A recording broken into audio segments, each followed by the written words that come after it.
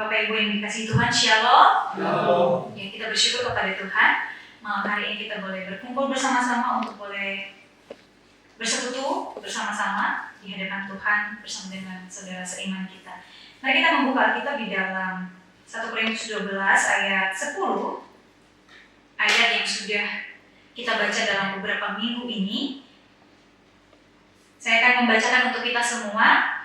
1 Korintus pasal 12 ayat 10 berkata demikian, kepada yang seorang roh memberikan kuasa untuk mengadakan mujizat, dan kepada yang lain ia memberikan karunia untuk bernubuat, dan kepada yang lain lagi ia memberikan karunia untuk membedakan bermacam-macam roh, kepada yang seorang ia memberikan karunia untuk berkata-kata dengan bahasa roh, dan kepada yang lain ia memberikan karunia untuk menafsirkan bahasa roh itu. Kemudian 1 Korintus pasal 14 ayat 1 sampai 5. 1 Korintus pasal 14 ayat 1 sampai 5. Saya akan bacakan untuk kita semua. Kejarlah kasih itu dan usahakanlah dirimu memperoleh karunia-karunia roh, terutama karunia untuk bernubuat. Siapa yang berkata-kata dengan bahasa roh tidak berkata-kata kepada manusia, tetapi kepada Allah. Sebab tidak ada seorang pun yang mengerti bahasanya. Oleh roh ia mengucapkan hal-hal yang rahasia. Tetapi siapa yang bernubuat, ia berkata-kata kepada manusia, ia membangun, menasihati, dan menghibur. Siapa yang berkata-kata dengan bahasa roh, ia membangun dirinya sendiri. Tetapi siapa yang bernubuat, ia membangun jemaat. Aku suka supaya kamu semua berkata-kata dengan bahasa roh, tetapi lebih daripada itu supaya kamu bernubuat. Sebab orang yang bernubuat lebih berharga daripada orang yang berkata-kata dengan bahasa roh. Kecuali kalau orang itu juga menafsirkannya sehingga jemaat dapat dibangun. Demikian jauh pembacaan firman Tuhan. Bapak Ibu Saudara dikasih Tuhan, dalam beberapa minggu ini kita sudah membahas dan mendengar tentang macam-macam karunia roh yang diberikan oleh Roh Kudus kepada orang percaya. Nah, Paulus menjelaskan bahwa meskipun ada macam-macam karunia, namun setiap karunia itu berasal dari satu roh yang sama atau bersumber dari satu roh yang sama, dikerjakan oleh roh yang sama di dalam diri orang percaya dan memiliki satu tujuan yang sangat penting dan utama, yaitu membangun tubuh Kristus. Nah, oleh karena itu, setiap orang yang diberi karunia oleh Tuhan dalam bentuk apapun itu, karunia apapun itu, orang itu harus menggunakannya untuk kepentingan bersama. Dengan kata lain, setiap karunia yang dipercayakan Tuhan kepada setiap kita harus kita pakai untuk kepentingan bersama, untuk membangun tubuh Kristus, untuk gerejanya, bukan untuk menjadi sombong-sombong atau untuk meninggikan diri sendiri, untuk menganggap diri lebih hebat dari yang lain. Kalau engkau dan saya memiliki karunia untuk memimpin, pimpinlah sesuai dengan kehendak Tuhan, lakukanlah tanggung jawab memimpin itu sesuai dengan kehendak Tuhan.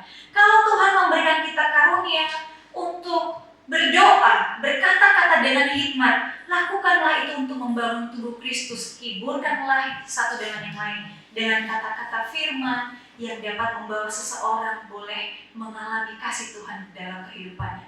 Tetapi bila ada orang yang mungkin justru sebaliknya dengan karunia yang dia miliki, yang menjadi sombong, yang menjadi berbangga hati, tinggi hati, hendaklah orang itu kembali pada pengertian yang benar lagi, melihat lagi tentang pengertian tentang apa itu karunia dan fungsi atau tujuan diberikannya karunia tersebut, ya. Jadi setiap karunia yang Tuhan percayakan kepada setiap kita, itu tujuannya bukan untuk diri kita sendiri, tetapi untuk kepentingan bersama. Di minggu pertama Loso Budiman bertanya bahwa coba lihat sekitar kiri kananmu, kira-kira karunia apa yang ada dalam dirinya ya, kira-kira ya. Malam hari ini dalam beberapa karunia yang sudah dipaparkan kepada kita kira-kira Bapak Ibu Saudara sejauh ini memiliki karunia yang seperti apa ya? Karunia apa yang ada dalam dirimu? Tentu macam-macam karunia yang dikerjakan oleh Roh Kudus dalam kehidupan orang percaya itu banyak sekali. Tetapi yang perlu kita pertanyakan, kita mengenal karunia yang Tuhan percayakan kepada kita, dan kita melihat apakah karunia ini sudah saya gunakan untuk membangun tubuh Kristus, untuk kepentingan bersama, atau sebenarnya saya keep untuk diri saya sendiri, menjadi kebanggaan saya sendiri, itu tidak ada fungsinya, itu menjadi sia-sia, Bapak Ibu Saudara. Nah, hari ini secara khusus kita berbicara tentang karunia bernubuat.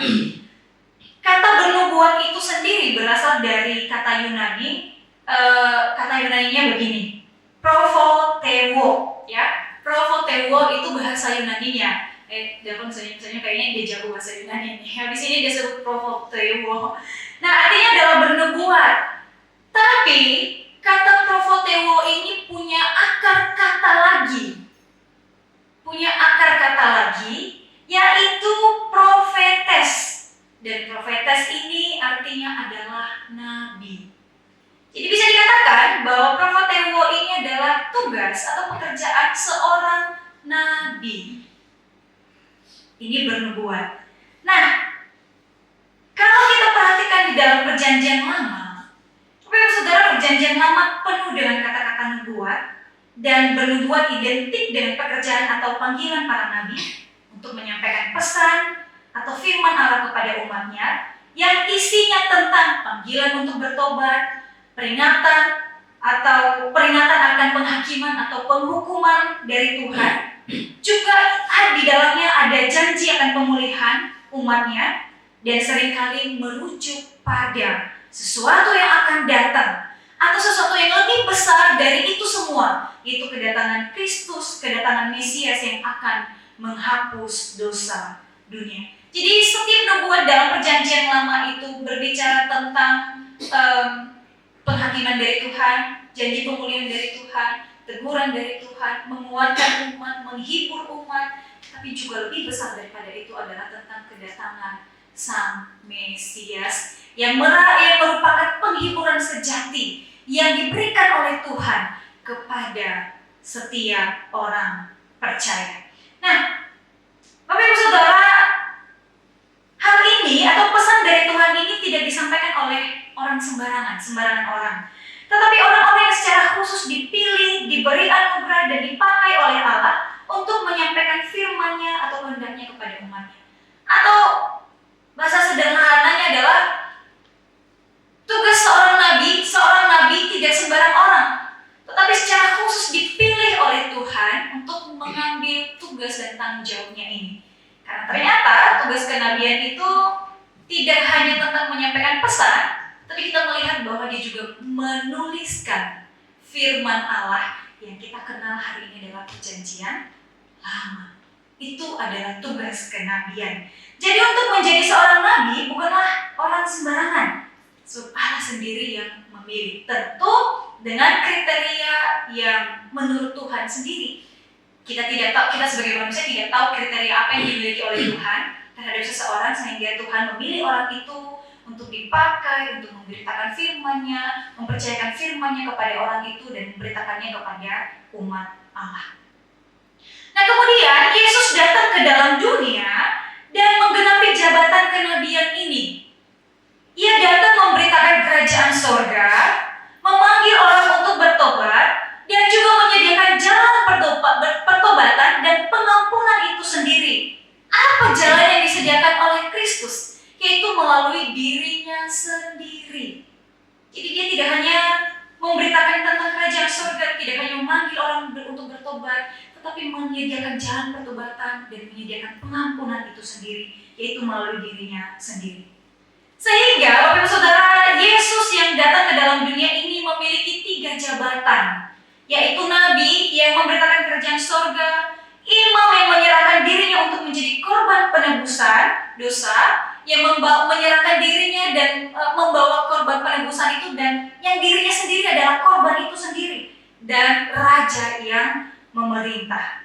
Ya, ini 3 jabatan ini digenapi di dalam pribadi Yesus Kristus. Dan kemudian setelah Yesus naik ke surga, jabatan Nabi itu masih ada atau tidak? Jabatan Nabi itu tidak ada lagi, sebab semuanya telah digenapi dalam diri Yesus Kristus. Tetapi pemberitaan firman Tuhan dipercayakan, ya, pemberitaan firman Tuhan dipercayakan kepada para rasul yang secara khusus dipilih oleh Tuhan Yesus pada waktu itu ketika ia masih ada di dalam dunia. Pemberitaan firman-Nya dipercayakan secara khusus kepada mereka untuk memberitakan firman Tuhan kepada banyak orang dan membangun gerejanya di dunia ini.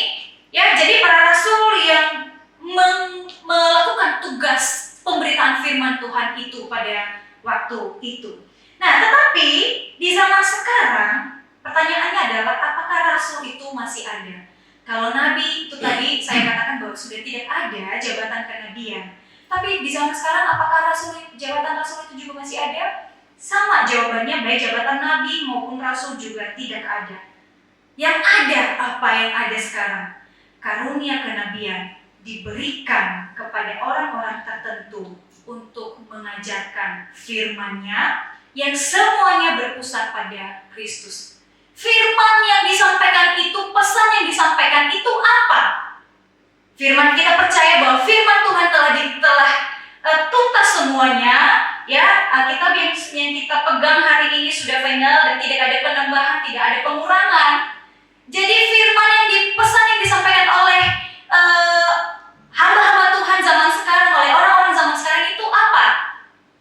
Karena kita percaya bahwa firman Tuhan telah tuntas, telah final dan tidak ada penambahan dan tidak ada pengurangan, maka firman yang disampaikan atau pesan yang disampaikan pada zaman sekarang adalah pesan-pesan firman Tuhan yang telah dituliskan oleh para nabi dan para rasul pada zaman dahulu. Jadi tidak ada penambahan lagi, tidak ada pengurangan juga, tapi penyampaian firman yang inilah yang dipaparkan, yang dijelaskan, yang diajarkan kepada orang-orang banyak. Nah, Bapak Ibu Saudara yang dikasihi Tuhan, selain dari pemberitaan firman yang memang secara khusus dipercayakan kepada orang-orang tertentu untuk mengajarkannya, menyampaikannya kepada jemaat dan kepada orang banyak, ada satu tanggung jawab yang diberikan Tuhan kepada orang-orang percaya, yaitu menjadi saksi Kristus di tengah-tengah dunia ini. Jadi hidup kita adalah saksi Kristus di tengah-tengah dunia ini. Kita juga memberitakan firman yang semuanya berpusat kepada Kristus, supaya kita memperkenalkan Kristus kepada banyak orang, supaya banyak orang boleh mengenal Kristus yang adalah juru selamat itu.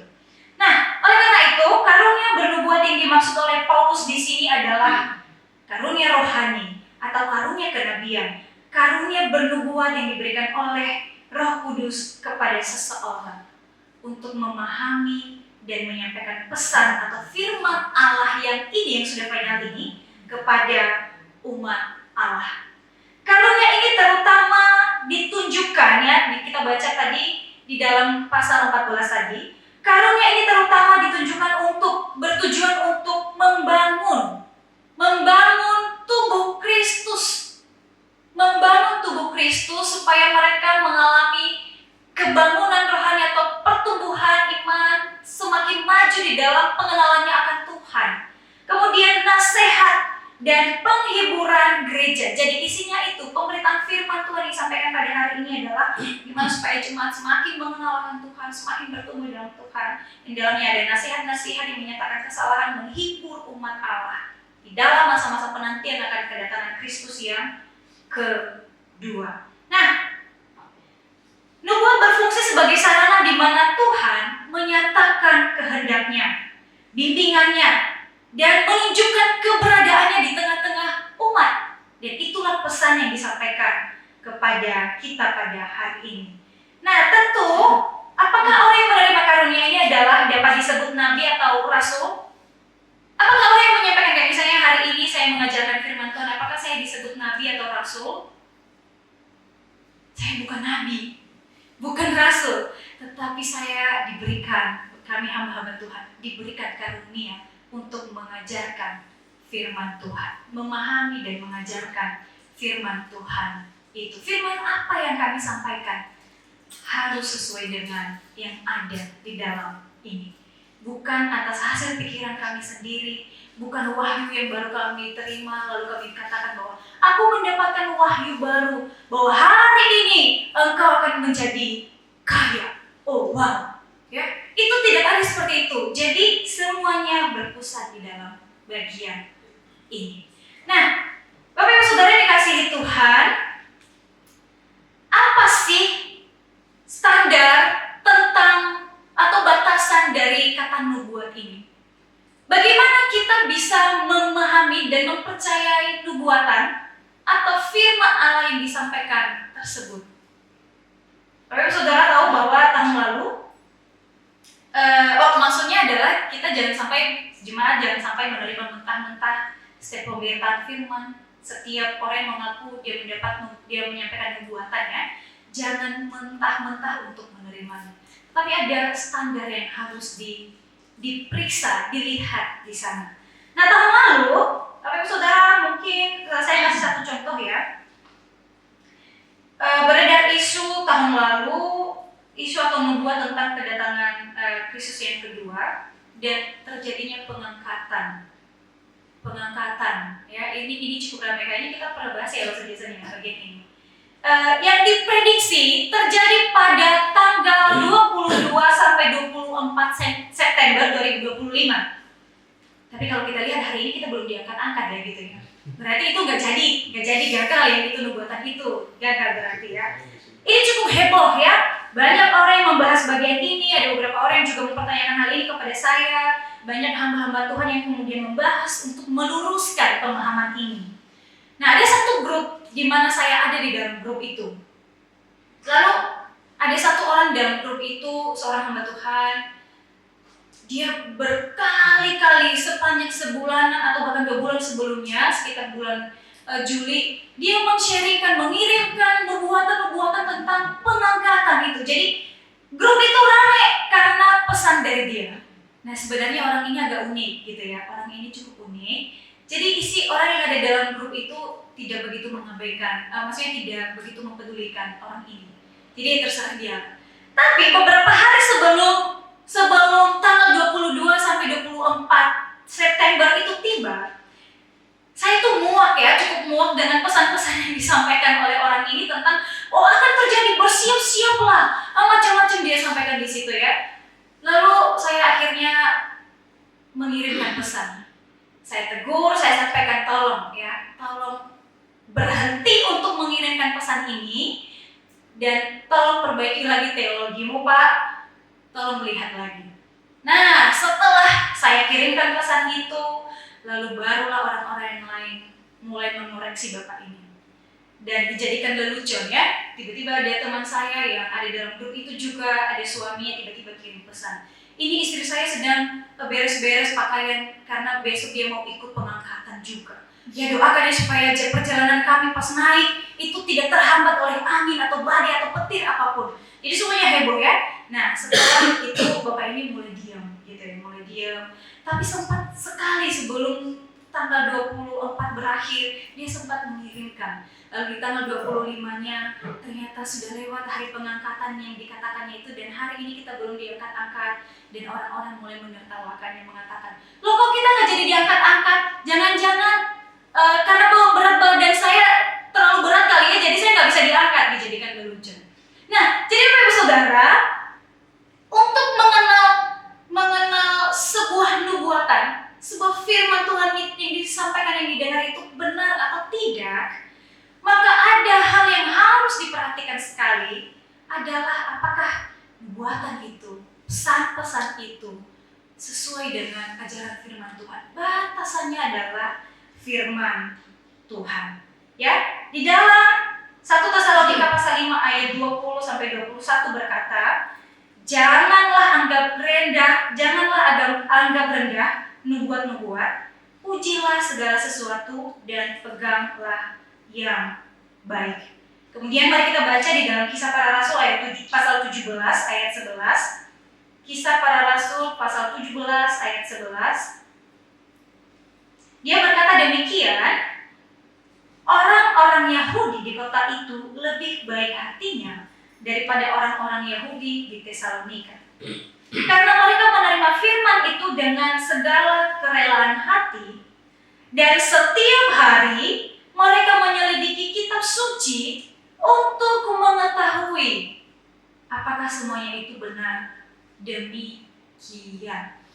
Sekali lagi, setiap hari mereka menyelidiki kitab suci untuk mengetahui apakah semuanya itu benar. Demikian. Jadi segala sesuatu yang terima, selidikilah dalam kebenaran firman Tuhan. Jadi ada pesan yang sangat penting bagi kita sebagai jemaat Tuhan adalah rajin-rajinlah baca Alkitab, supaya tidak mudah menerima dengan mentah-mentah setiap firman, setiap pesan-pesan yang engkau dengar. Ya, supaya tidak ikut tersesat, ya, supaya tidak ikut tersesat. Coba bayangkan kalau misalnya tadi tentang berita tentang nubuatan tentang pengangkatan dan ada orang yang percaya. Saya yakin sih waktu itu ada orang yang percaya, karena ada beberapa orang yang menanyakan itu kepada saya. Ini gimana nanti loh, saya takut nih, saya belum siap untuk diangkat loh gitu.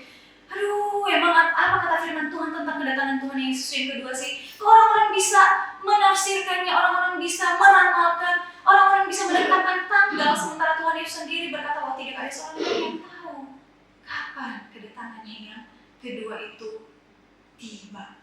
Tapi tiba-tiba ada orang yang berkata bahwa ada tanggal ini, tanggal sekian. Jadi hati-hati Bapak Ibu Saudara di dalam bagian ini. Nah, kalau kita perhatikan di dalam 1 Korintus 14 yang kita baca tadi, maka kita menemukan bahwa ada sebuah, secara khusus di ayat 1 ya, ada sebuah dorongan yang kuat dari Paulus kepada jemaat untuk menginginkan, untuk memiliki sebuah hasrat yang besar agar mereka memperoleh karunia bernubuat atau karunia untuk memahami firman itu daripada karunia yang lain, atau secara khusus yang dimaksud karunia yang lain ini adalah karunia berbahasa roh. Karunia berbahasa roh mungkin akan dibahas besok atau hari Jumat. Tapi saya singgung sedikit karena ini ada hubungannya dengan karunia bernubuat dalam pasal ini. Nah, kita melihat bahwa beberapa gereja saat ini sangat mengedepankan karunia berbahasa roh. Seolah-olah berbahasa roh di zaman sekarang di beberapa gereja menjadi standar atau ukuran bagi kerohanian seseorang. Jadi beberapa gereja zaman sekarang memandang bahwa ketika seseorang itu mampu berbahasa roh, itu artinya, itu tandanya bahwa orang itu memiliki kedewasaan rohani, memiliki keintiman yang sangat erat kepada Tuhan. Tapi Bapak Ibu Saudara, kalau oleh karena itu kalau belum bisa berbahasa roh, berarti belum cukup rohani. Belum cukup rohani, tidak terlalu dekat dengan Tuhan berarti. Sementara kalau kita lihat pengertian karunia ini, kita melihat ya beberapa minggu yang kita bahas ini, bahwa karunia yang diberikan itu tidak sama kepada setiap orang. Ada orang yang diberikan karunia untuk berkata-kata dengan hikmat, ada orang yang diberikan karunia berkata-kata dengan pengetahuan, ada orang yang diberikan karunia untuk ini, tetapi yang lainnya tidak. Tetapi apakah orang ini tidak lebih rohani dari orang lain? Enggak. Karunia yang dimiliki tidak menjadi standar akan kedewasaan seseorang. Jadi ketika beberapa gereja mengatakan bahwa seseorang yang dewasa rohani itu pasti mampu berbahasa roh. Nah, Bapak Saudara, saya tidak tahu apakah saya pernah cerita di ketika saya khotbah beberapa tahun yang lalu, tapi saya ingat dulu ada kakak tingkat saya yang pernah praktek di satu gereja di daerah Sumatera kalau nggak salah ya. Gereja tersebut sangat menggunakan dan mengedepankan bahasa roh. Lalu mereka menyuruh kakak tingkat saya ini, kebetulan kampus saya bukan kampus yang mengajarkan bahasa roh, ya, bukan kampus yang mengutamakan bahasa roh gitu ya. Dan kami semua mahasiswa tidak ada yang bisa berbahasa roh, gitu. Nah, kakak tingkat saya ini disuruh untuk berbahasa roh, dipaksa seperti itu. Kamu pasti bisa, lalu dihakimi, kamu kurang dekat dengan Tuhan. Tapi karena sudah capek dengarinya ya, mungkin sering dibilangin begitu karena setiap ibadah tiba-tiba di tengah-tengah jemaat lagi nyanyi, tiba-tiba ada orang yang dan rame semuanya gitu ya. Lalu kakak tingkat saya ini berbicara, tahu dalam bahasa apa? Berbicara di dalam bahasa nias. Wow, semua orang memandang kepada mereka. Ini bahasa baru. Wah, Tuhan memberikan karunia baru kepada mereka. Mereka membicarakan ini bahasa roh yang baru sekali.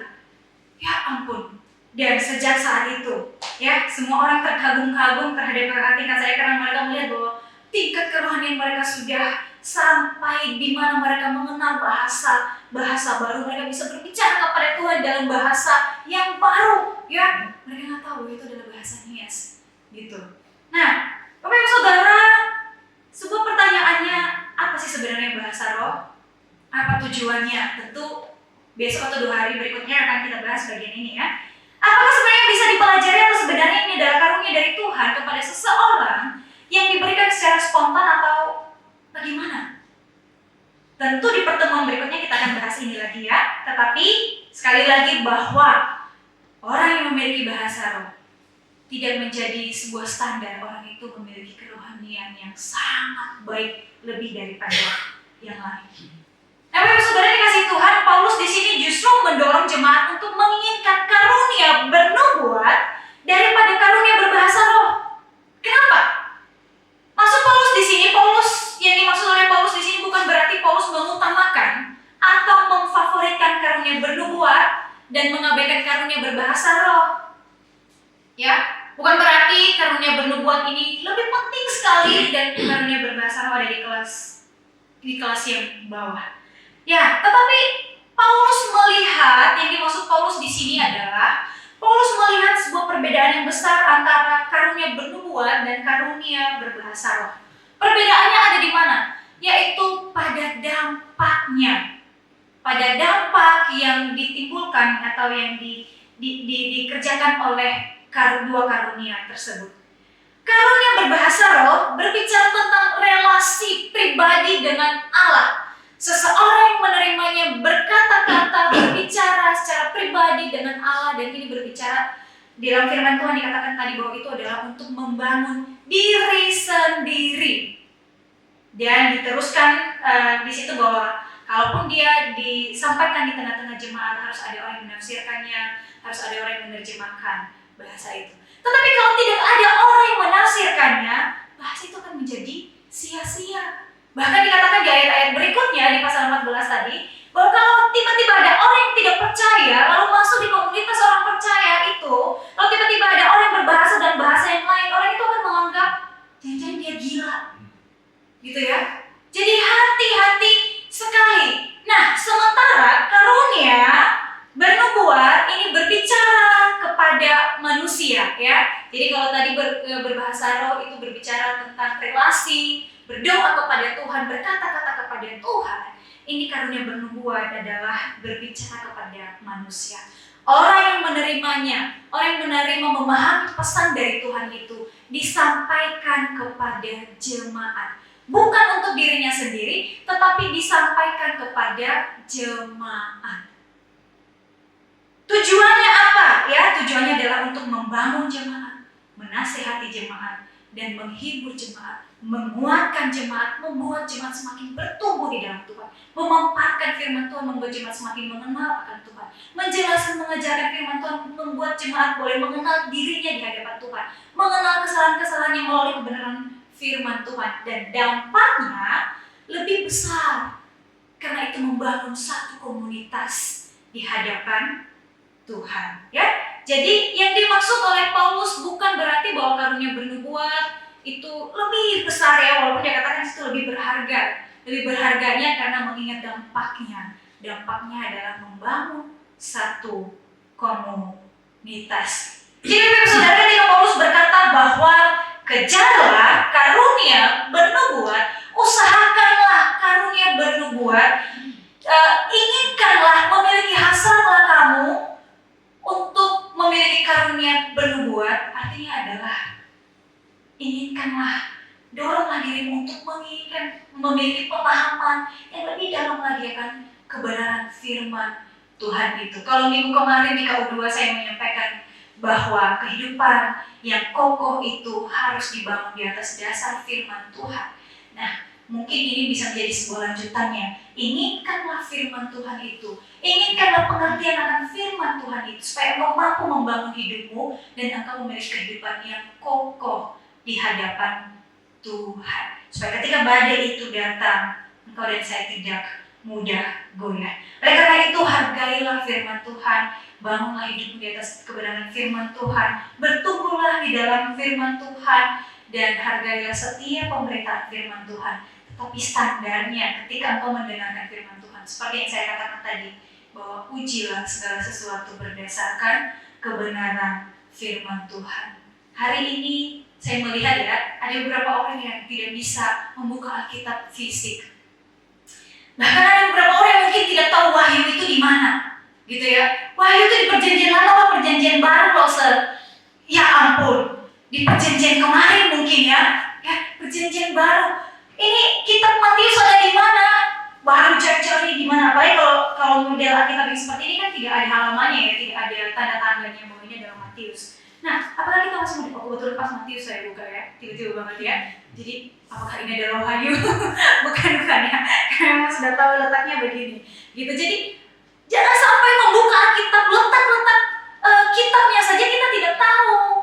Ya, jangan sampai Bapak Ibu Saudara. Oleh karena itu, marilah kita menginginkan, memiliki hasrat yang lebih lagi untuk mengenal dan memahami firman Tuhan itu. Untuk diri kita sendiri, dan satu kesempatan Tuhan berikan untuk kita boleh membagikan firman Tuhan itu untuk membangun tubuh Kristus. Kiranya setiap kita yang hadir pada malam hari ini boleh bertumbuh dan semakin mengenal firman Tuhan, supaya kita semakin bertumbuh di dalam Tuhan. Mari kita berdoa.